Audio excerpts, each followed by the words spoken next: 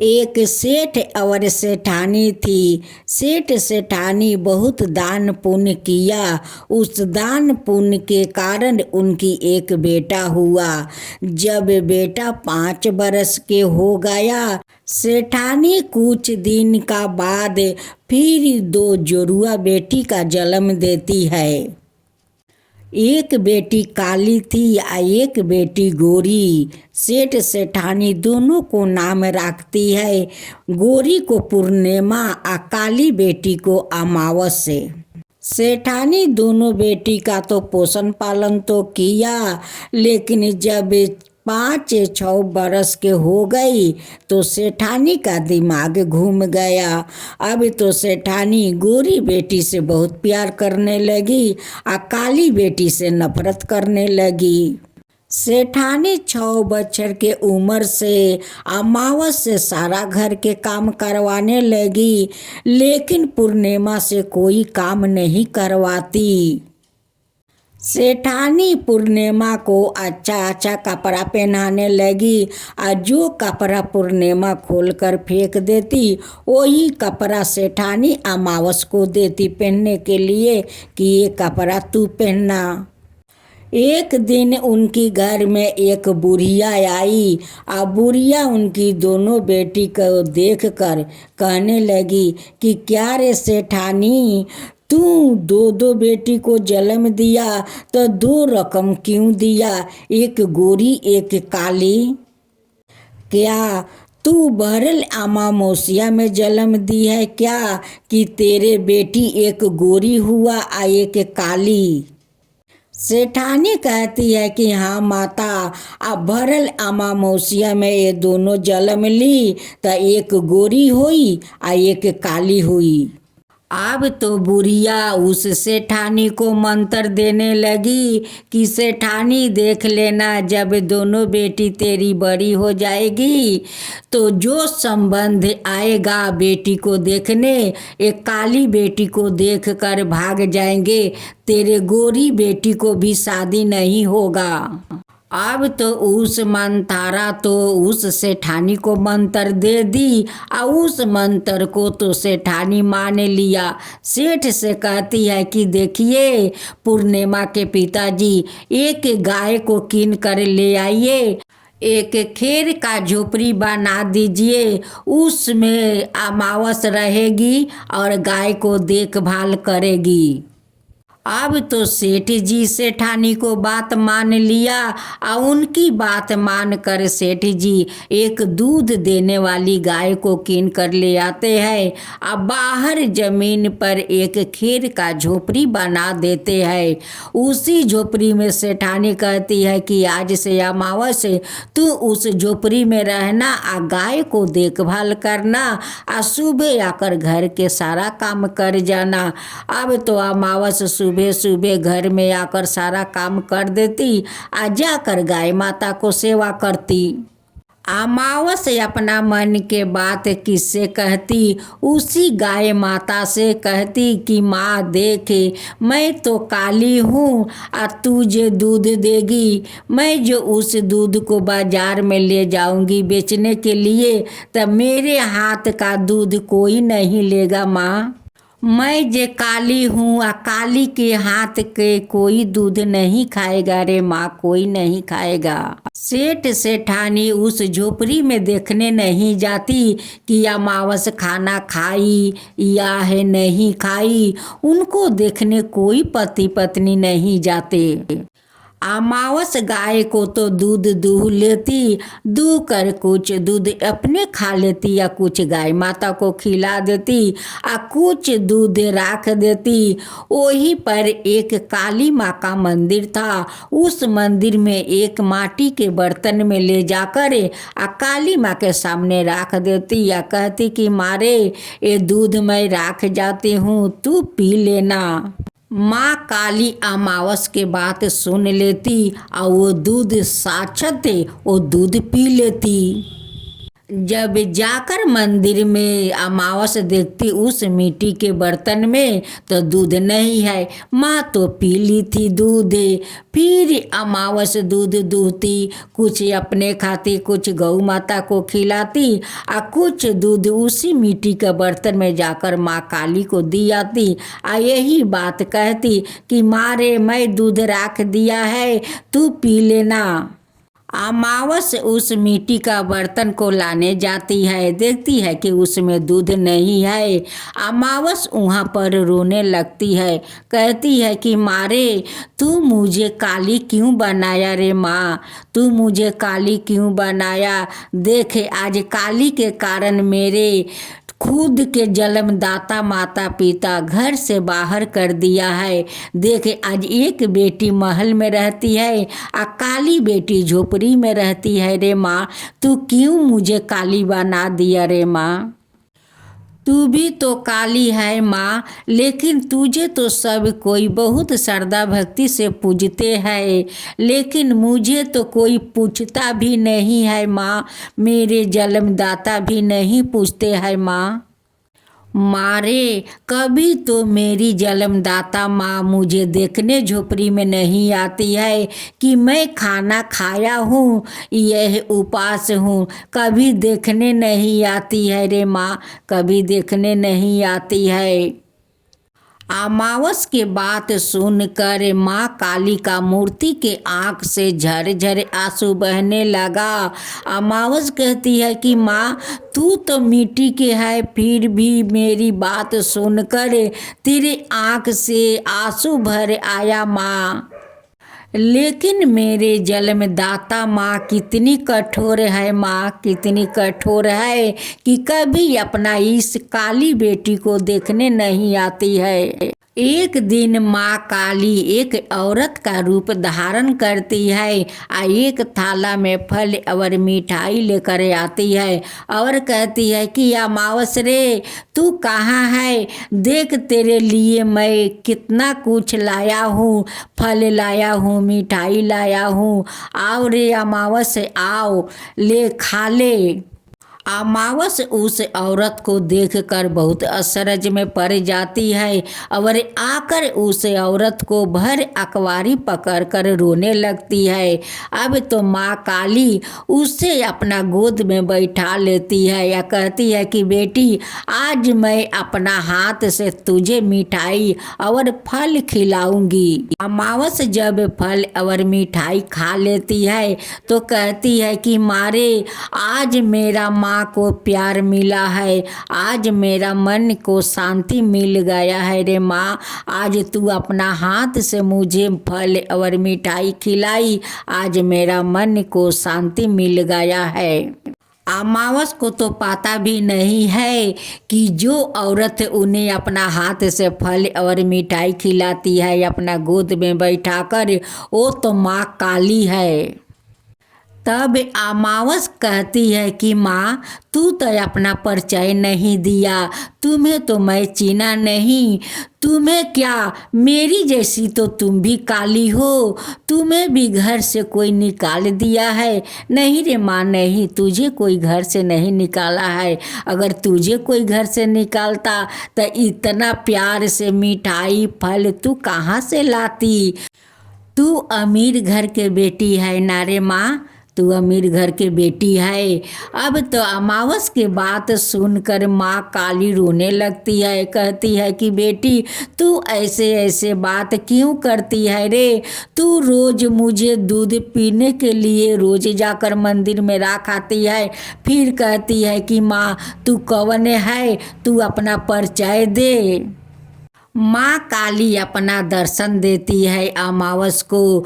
अमावस उनकी चरण पकड़ कर रोने लगती है, कहती है कि माँ, तू आज माँ बन करे हमें, तू इतना पसंद से मिठाई फल खिलाया माँ, मेरा तो मन शांति हो गया, मेरा मन के ठंडक मिल गया माँ, आज तू माँ बन कर मुझे प्यार किया माँ।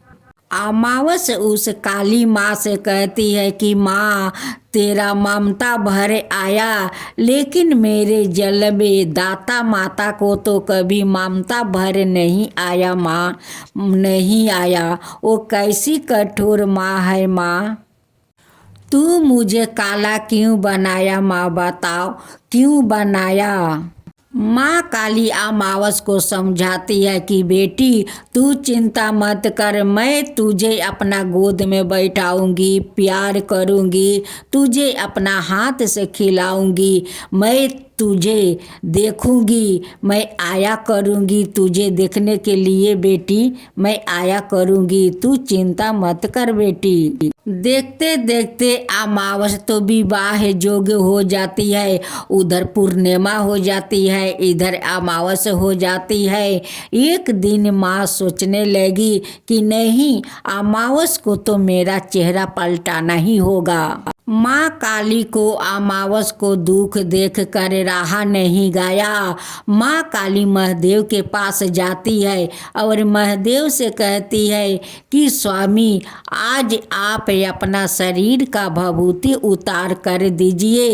एक मेरी बेटी है, मेरी जैसी काली है, उनको चेहरा पलटाना है, वो बहुत दुख तकलीफ में है। उनकी जन्मदाता माता पिता उन्हें खीर के घर बनाकर उसी घर में रख दिया है, उन्हें चेहरा मुझे पलटाना होगा स्वामी। माँ काली उस महादेव का शरीर का भभूति लेकर आती है और अमावस को कहती है कि बेटी, इस भभूति को तू सारा शरीर लगा ले, देख तेरा चेहरा खूब सुंदर हो जाएगा। उस भभूति को सारा शरीर में लगा लेती है और 2 घंटा के बाद उनकी शरीर काली रंग से हटकर गोरा रंग बन जाती है। माँ काली कहती है कि बेटी, आज तू महादेव का मंदिर में जाना पूजा करने, आज मैं तुझे किसी से मिलाना है। इधर सेठ सेठानी अपना पूर्णिमा को राजकुमार खोजकर धाम धूम से शादी तो कर दिया, लेकिन अमावस को नहीं पूछा। लोग झूठ नहीं कहते हैं कि जिसका कोई सहारा नहीं है उसका भगवान सहारा बन जाते हैं। अमावस एक थाला में बेलपाता, भांग, धतूरी सब कुछ ले लेती है या उस मंदिर में जाती है। उनसे पहले एक राजा का बेटा राजकुमार उस मंदिर में पूजा कर रहे थे। जब अमावस जाकर उस मंदिर में पूजा करने लगी, अब तो उस राजकुमार उस अमावस को देखकर बहुत पागल हो गए कि इसी लड़की से मुझे शादी करना है। राजकुमार उस अमावस से पूछते हैं कि तुम्हारा घर कहाँ है, तुम्हारा माता पिता है।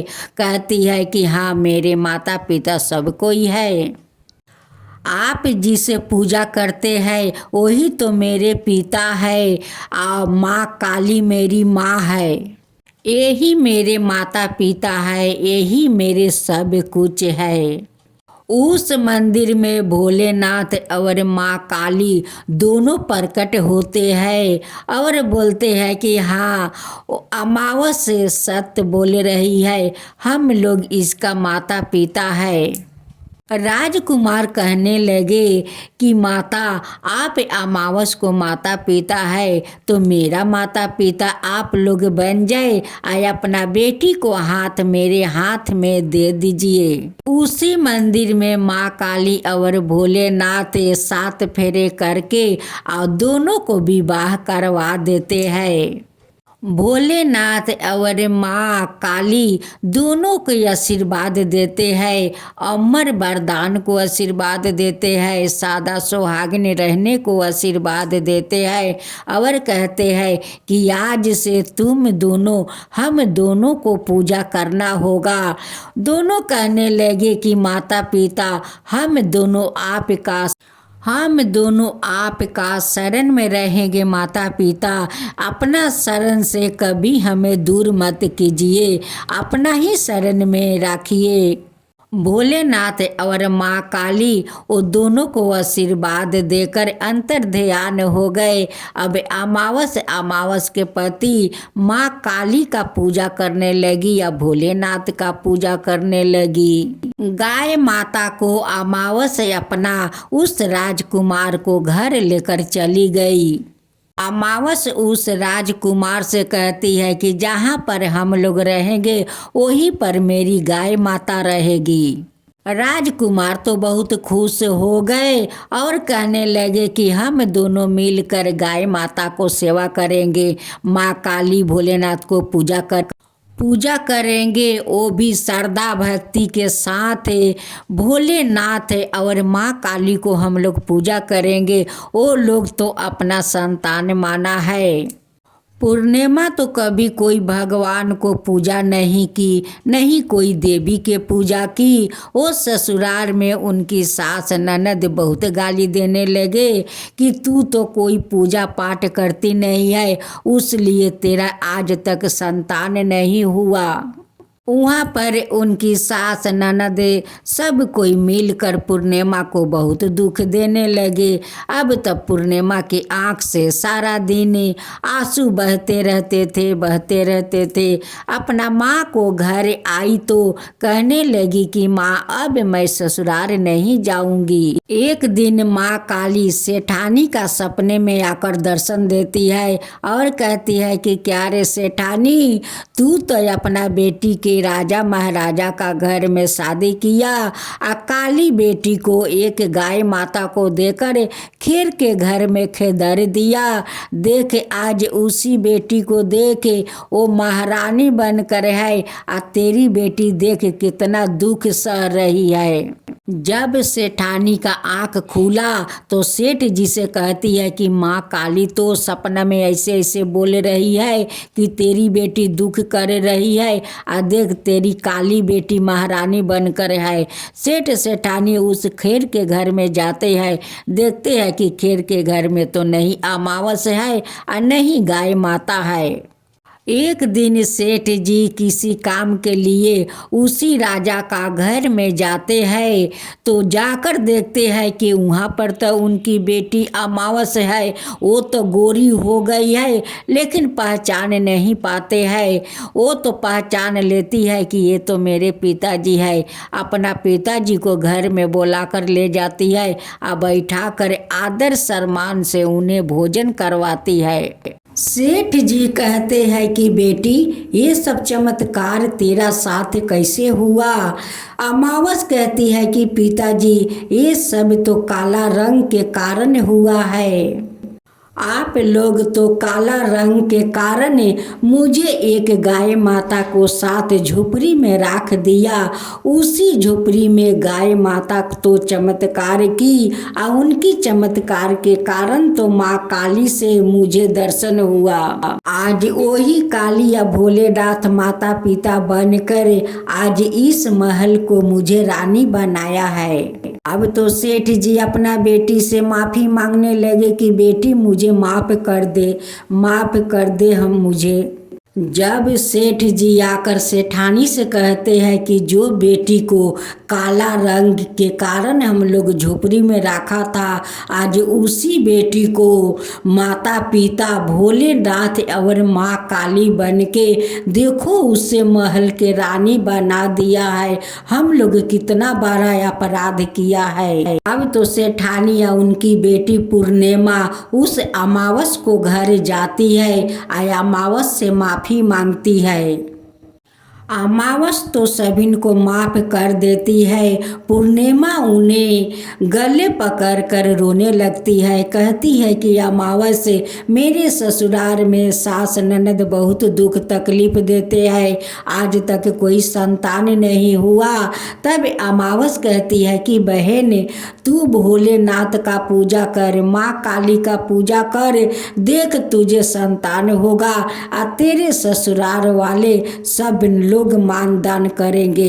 अब तो पूर्णिमा पूजा पाठ करने लगी माँ काली को, भोलेनाथ को। अब तो पूर्णिमा को संतान हुआ, उनकी ससुराल वालों सब लोग मानदान करने लगा पूर्णिमा को। अब दोनों बहन अपना अपना ससुराल में खुशी से रहने लगी, बहुत आनंद फुर्ती करने लगी। हे माँ काली, जैसे उस अमावस को आप रूप दिया, उनका घर बर दिया, वैसे सबको देना। हे माँ काली, सबको देना, सबका ऊपर कृपा करना। जो आपका कथा कहे, जो सुने, जो हुंकार भरे, उन सब का ऊपर कृपा करना। हे माँ काली, हे भोलेनाथ, सबका ऊपर कृपा करना।